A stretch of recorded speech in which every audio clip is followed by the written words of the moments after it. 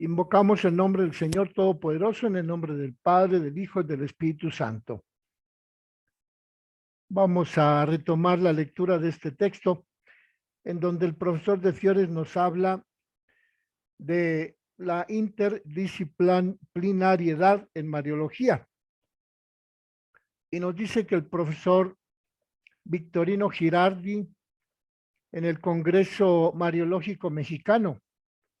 de 1988, habla de este tema de la interdisciplinariedad y dice que partiendo de la tendencia a la especialización, el autor señala la necesidad de un estudio bíblico y teológico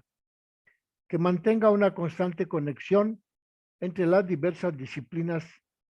y se halle siempre atento a las conclusiones de las demás ciencias. Ahora bien, la Mariología se sitúa como punto de convergencia de todo el saber teológico, por el hecho de que no existe ninguna verdad mariana autónoma, sino que se trata más bien de los dogmas y de las verdades cristianas en las que María está implicada. Abundando sobre el particular, se puede aseverar que María es la mujer icono del misterio,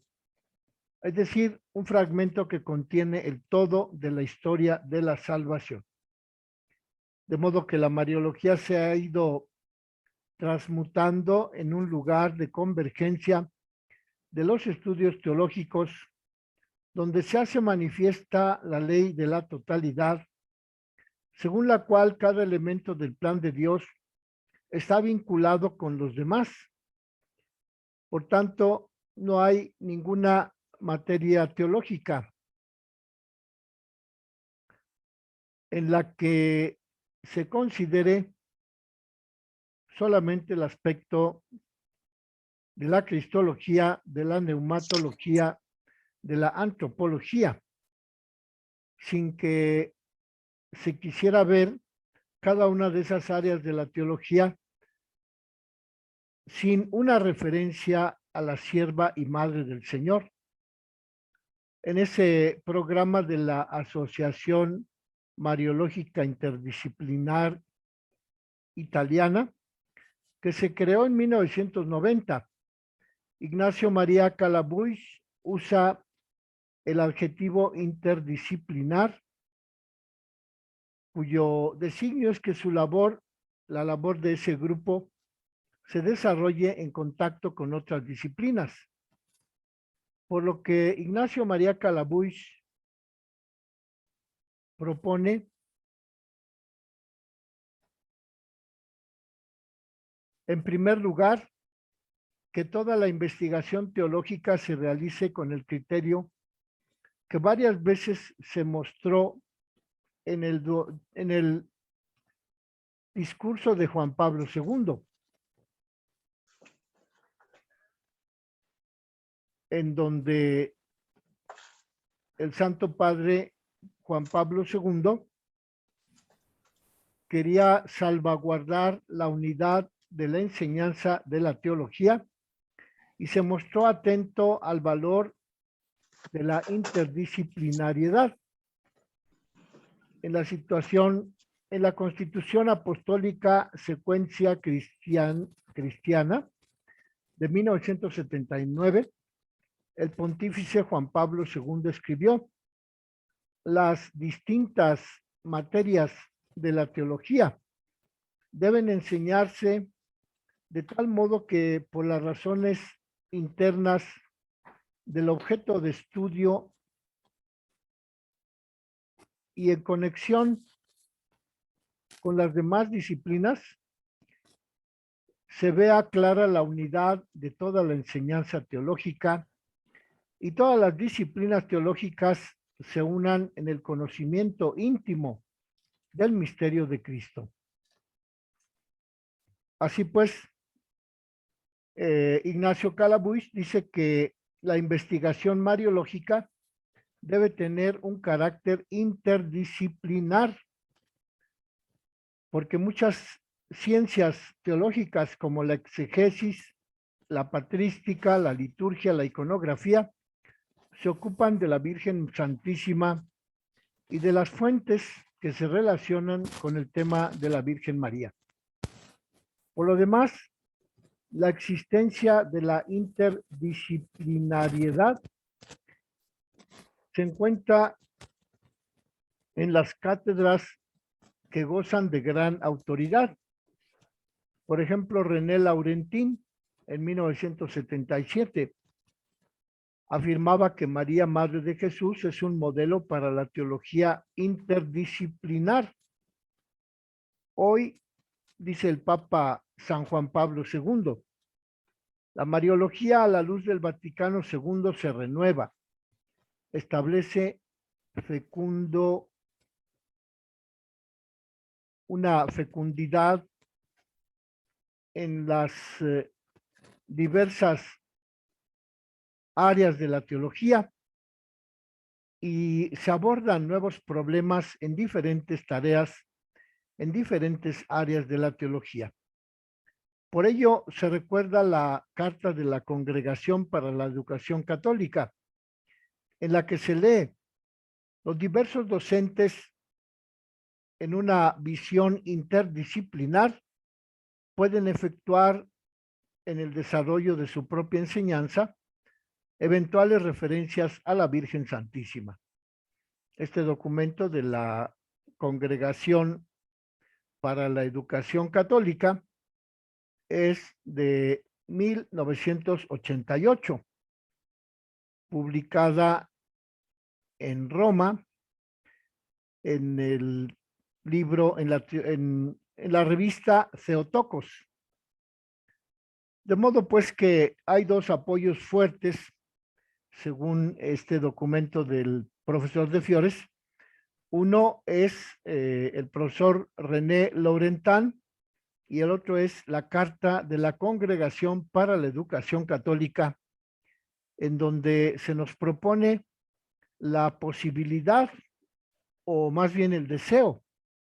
de que la Mariología se auxilie de esta visión interdisciplinar de las varias disciplinas teológicas, porque en todas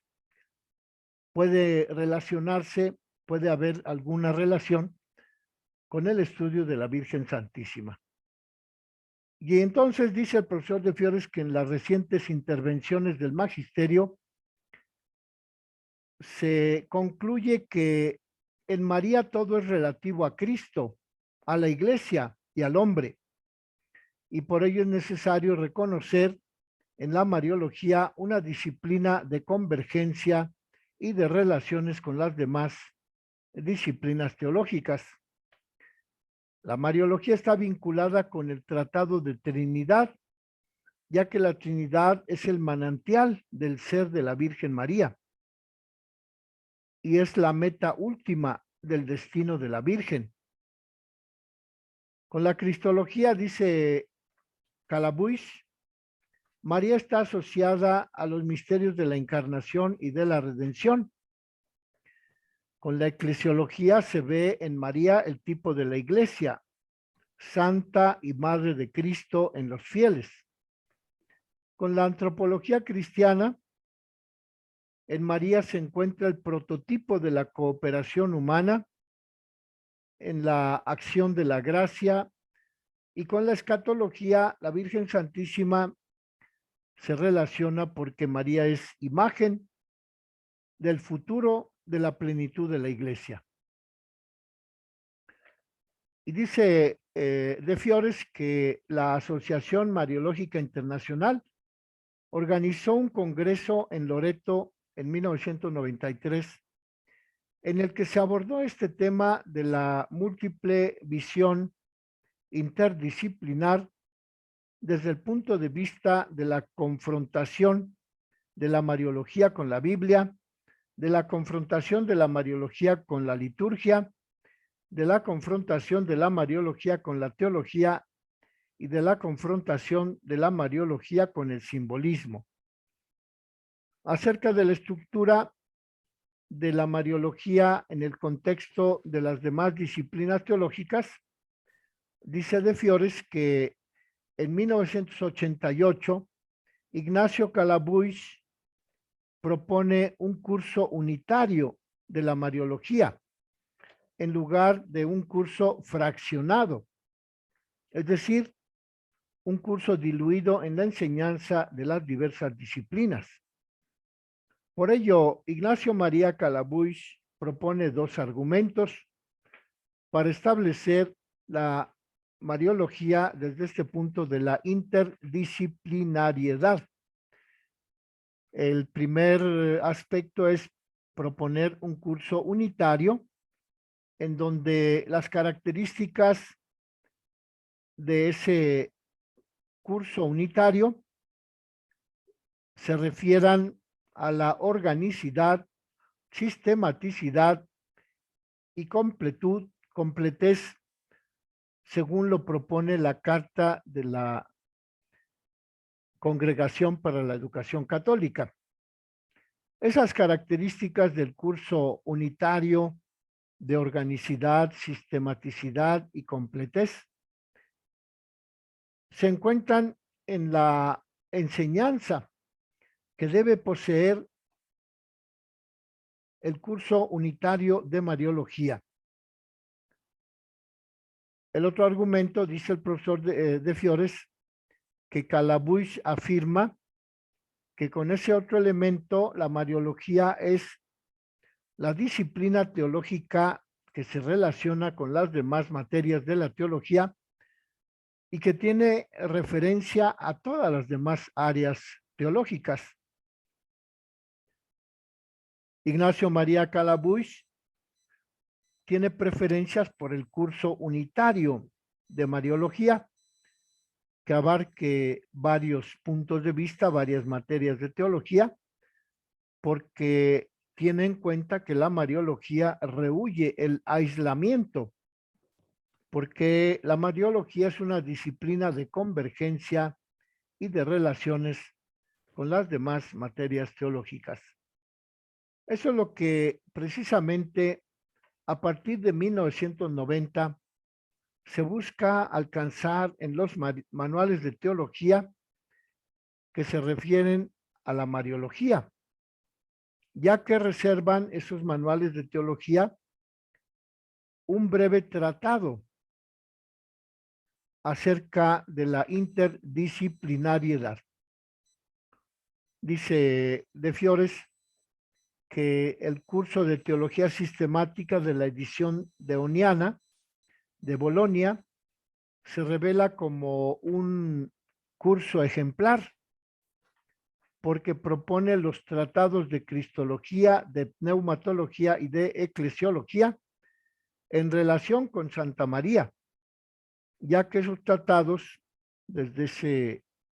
texto, curso de Mariología, de teología sistemática, publicado en Bolonia, dice De Fiores que en ese curso se reúne un tratado sistemático sobre la Madre de Jesús y después se habla de la cristología. Así, por un lado, se supera la tendencia a limitar toda referencia mariana exclusivamente a la Mariología, eliminando esa referencia a la Virgen Santísima de todas las demás disciplinas teológicas. Y por otro lado se integran los elementos de los diversos tratados con los que se ofrece una visión orgánica del Tratado de Santa María que parte del plan divino de la salvación. Por ello, el profesor De Fiores dice que en esa línea se situaba Plácido Nígido en el siglo XVII, quien afirmaba que era necesario tratar a la Virgen Santísima dentro de la cristología y que resultaba muy útil reservar un tratado autónomo a la bienaventurada Virgen María. Como vemos, este asunto de la interdisciplinariedad con la que se propone en este texto de Fiores tratar un estudio orgánico, un curso unitario de Mariología. Tiene hondas raíces en la historia de la Mariología, como propone en este caso de Fiores, al referir los esfuerzos de Plácido Nígido desde el siglo XVII. Y así el profesor de Fiores propone varias realizaciones de estos cursos interdisciplinarios de Mariología. Dice él que dejando a un lado las publicaciones especializadas en el campo bíblico, se propone de Fiores abordar los esfuerzos que han realizado los integrantes de la Asociación Mariológica Interdisciplinar Italiana, los que en la revista Teotocos emprendieron una labor de relacionar la Mariología con todas las demás materias teológicas, siguiendo la trayectoria de 5 puntos del método teológico expuesto en el decreto Optatam Totius del Vaticano II de 1965. Y entonces dice de Fiores que los temas bíblicos, las tradiciones eclesiales, la reflexión sistemática,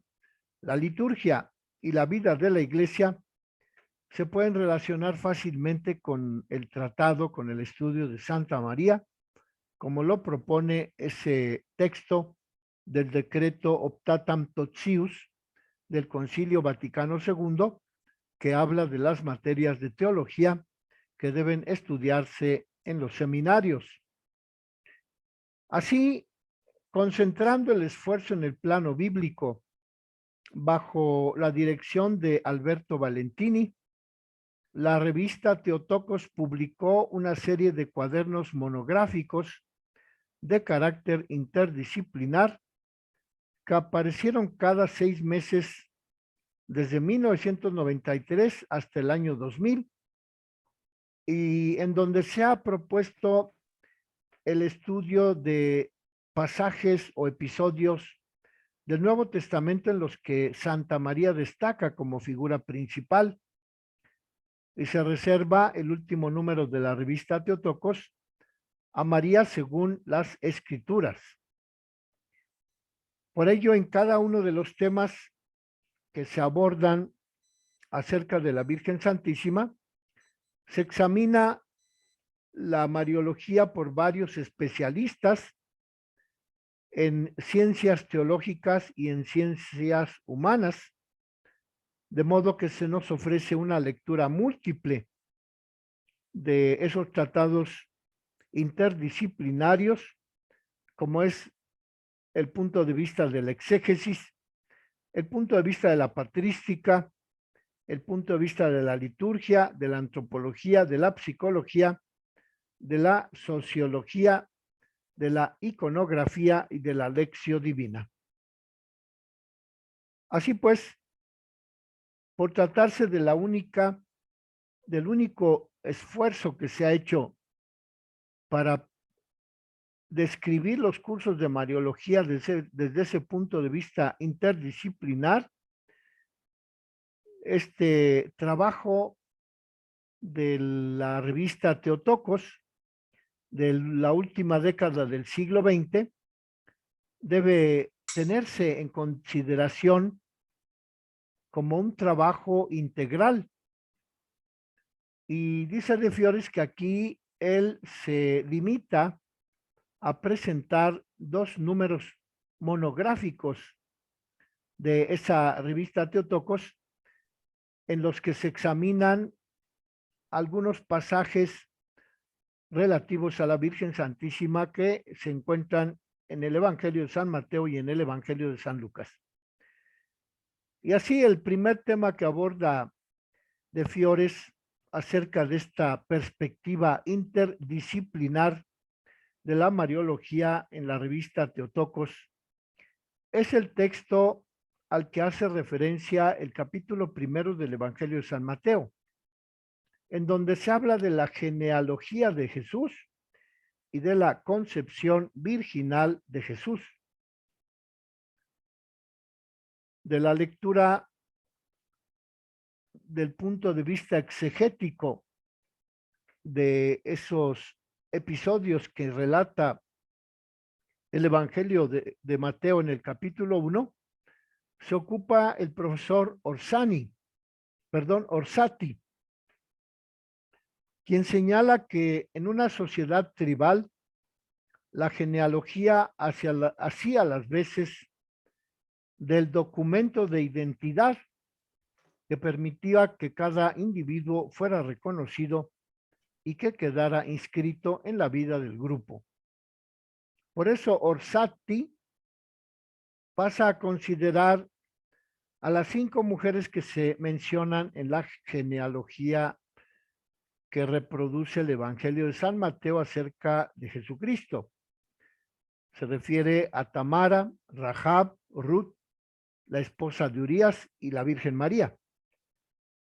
Basándose en el mundo judío, el profesor Orsatti descarta la opinión de quienes mantienen que las 4 primeras mujeres eran pecadoras, es decir, Tamara, Rahab, Ruth y la esposa de Urías. Y también en ese documento de la Theotokos,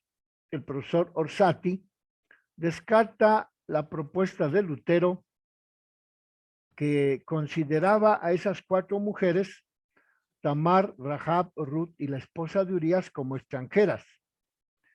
En realidad, esas mujeres aparecen como pertenecientes al pueblo de Israel por nacimiento o por adopción. Ese es el punto de vista interdisciplinar del que nos ofrece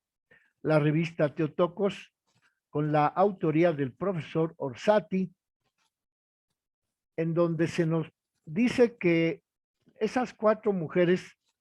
que forman parte de la genealogía de Jesús en el capítulo 1 del Evangelio de San Mateo, actuaron en obediencia a una disposición divina y actuaron como piezas de un plan histórico. Okay, vaya. María Luisa, voy a cerrar su micrófono porque se oyen voces raras. Y entonces el profesor de Fiore nos propone que este texto de la Theotokos es un primer esfuerzo de los mariólogos por estudiar la mariología desde el punto de vista interdisciplinar, y por ello considera que las 4 mujeres que se mencionan en el capítulo 1 del Evangelio de San Mateo son pertenecientes a un plan divino establecido por Dios y que no se pueden considerar pecadoras ni extranjeras. Dice de Fiores que en ellas, en esas 4 mujeres, se iba realizando el plan divino, el plan histórico, para que ocurriera el transcurso de los acontecimientos de la historia de la salvación, aun cuando ellas, esas 4 mujeres, no se daban cuenta. Esta explicación también es aplicable a la Virgen Santísima, quien, dice de Fiores, forma el 4º eslabón, el 5º eslabón de la cadena genealógica de Jesús, y que gracias a María, Jesús entra a formar parte del pueblo judío.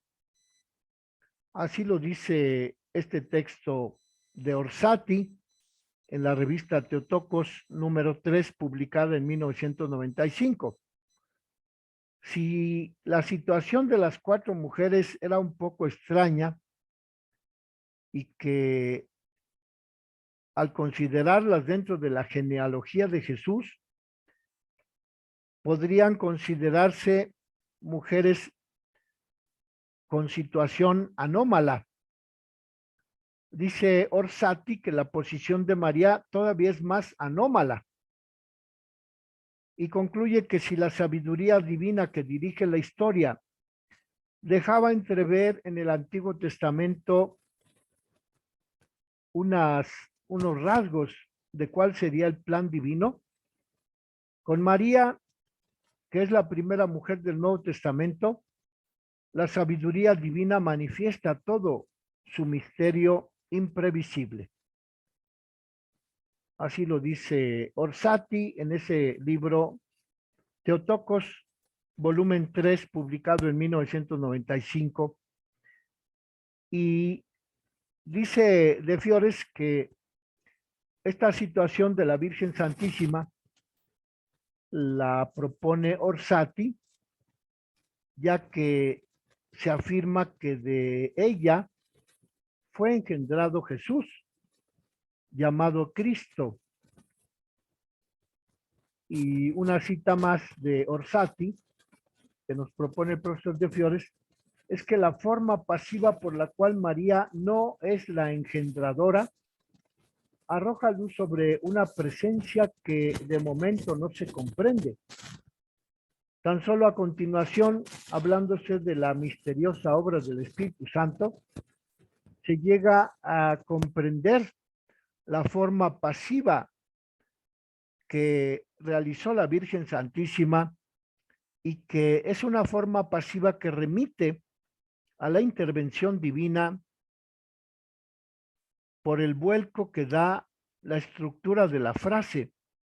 con la que San Mateo concluye esa genealogía, diciendo que al final Jesús fue engendrado de la Virgen cuyo esposo era San José. Hermano Toniolo, que es otro mariólogo, realiza una notable aportación acerca de la exégesis de los padres de Jesucristo cuando analiza el capítulo 1 del Evangelio de San Mateo. Hermano Toniolo comienza haciendo constar la influencia que tuvo el texto, la frase nacido del Espíritu Santo, que se encuentra en los versos 18 y 20 del capítulo 1 de San Mateo,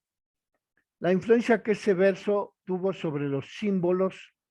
de la fe apostólica y sobre el credo niceno-constantinopolitano del año 381. Así, hermano Toniolo continúa mostrando en qué manera la versión griega del Evangelio de San Mateo provocó un proceso de investigación sobre la persona de la Virgen María. Y los padres griegos, latinos y sirios elaboraron una hermenéutica, es decir, una labor de interpretación para confirmar la virginidad perpetua de María según ese texto de San Mateo. Y que por ello la investigación de los padres griegos, latinos, acerca de la virginidad perpetua de María se apoya sobre los textos de Mateo capítulo 1, versos 18 al 25, en donde, como dice De Fiores, está esa frase, nacido del Espíritu Santo.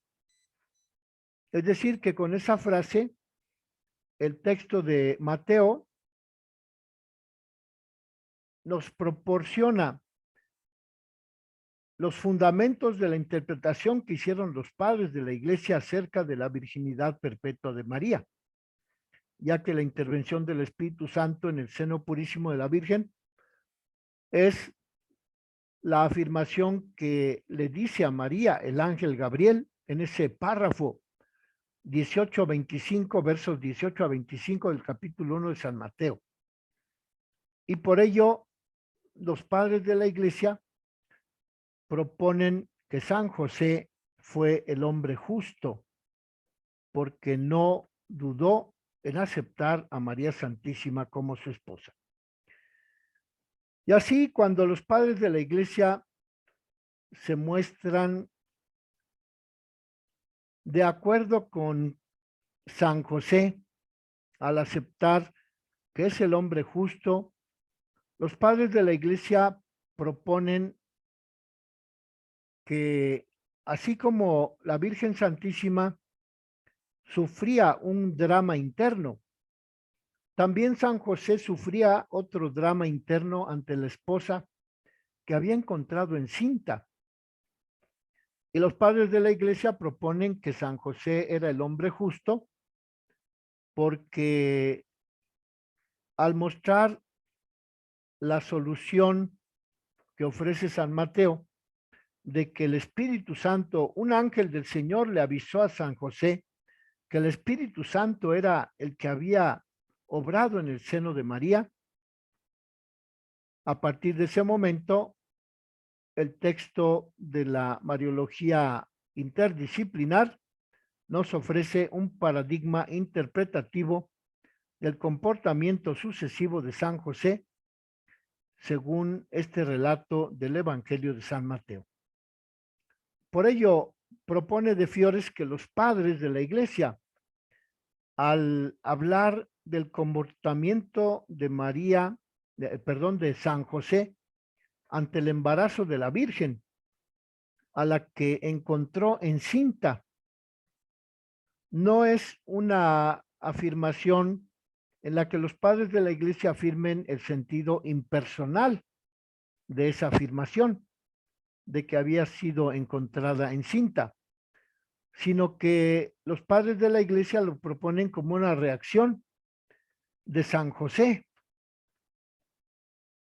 quien no se limita a constatar un hecho, sino que a través de un proceso interior y angustioso, San José investiga cuál puede ser el significado de ese acontecimiento. Según el protoevangelio de Santiago, José se debate entre la sospecha de que la Virgen ha sido mancillada en su ausencia y el temor de que aquel que hay en su seno pueda proceder de un ángel. En cambio, para San Efrén Sirio, que es otro padre de la iglesia, San José acierta a saber, por mediación de María, que el fruto de su seno es obra del Espíritu Santo, y no puede dudar San José de la Virgen, ya que San José, según Efrén Sirio, el padre de la iglesia, San José tenía en cuenta que jamás había observado ni por asomo nada impúdico en la Virgen. Las vacilaciones de San José están expuestas de una manera poética por el padre de la iglesia Santiago de Sarú, para quien es necesaria una revelación divina a fin de que el esposo de María se persuada de que el fruto del vientre de su mujer es obra divina. Lo mismo para San Basilio. El temor de San José se deriva del conocimiento del misterio. Como dice San Basilio, José se dio cuenta de ambas cosas, de que María estaba encinta, que había concebido en su vientre. Pero dice también San Basilio que San José se dio cuenta de la causa de la concepción en el seno de María. Es decir, que San José, según San Basilio, se dio cuenta de que esa concepción procedía del Espíritu Santo. El profesor Hermano Toniolo propone que también se afirma que los padres de la iglesia, iluminados por la fe, descubrieron en el párrafo de San Mateo capítulo 1 versos 18 al 25 una gran actualidad, es decir, porque los padres de la iglesia fueron iluminados por la fe y encontraron que la explicación de ese párrafo de Mateo 1 versos 18 al 25 concordaba con la investigación que nos impulsa también hoy en día a verificar nuestros métodos de interpretación. Como vemos, pues, esta lectura del capítulo 1, versos 18 al 25 de San Mateo, vista desde el punto de vista de los padres de la iglesia en este análisis que hacen, al menos los que menciona aquí de Fiores, que son el protoevangelio de Santiago, Efrén Sirio, Santiago de Sarú y San Basilio, nos proporcionan una comprensión del texto del Evangelio de San Mateo respecto de las dudas que tenía San José acerca de la concepción en el seno de la Virgen. Y dice el profesor de Fiores que también hay una lectura litúrgica de ese capítulo primero de San Mateo. Por ello encontramos aquí otro punto de vista interdisciplinar de esa mariología del capítulo 1 del Evangelio de San Mateo. Y dice de Fiores que esta lectura litúrgica del capítulo primero de San Mateo lo propone el profesor Stefano Rossi, en donde propone varios usos de ese párrafo de San Mateo por parte de la liturgia romana renovada, ya sea en la lectura continua del Adviento, ya sea en la solemnidad de la Anunciación, ya sea en la fiesta de San José, así como en otras celebraciones. El eje del anuncio a San José es el misterio de la encarnación, enfocado desde diversos ángulos. Tanto María como su esposa son contemplados por la liturgia de una manera de la explicación del misterio. Y así lo dice esta explicación de el texto de Rosso, en donde se habla de los leccionarios actuales del rito romano sobre el capítulo 1, versos del 1 al 25 de San Mateo. Dice que por su dimensión cristológica y eclesiológica, María es icono de la historia de salvación, situada en el punto más elevado de la escala de los padres de la Iglesia y de los reyes de la historia de Israel. María compendia las vicisitudes de su pueblo Israel y María constituye el impulso pascual y escatológico de ese pueblo de Israel. En cuanto vestíbulo del Evangelio, Mateo capítulo 1 nos muestra a la Virgen en el kairos, es decir, en el tiempo oportuno de Dios, en el que Cristo se introduce en el mundo por un mandato divino y por aceptación de la Virgen Santísima. Y la función excepcional de María nos muestra de qué manera las generaciones en la historia de la salvación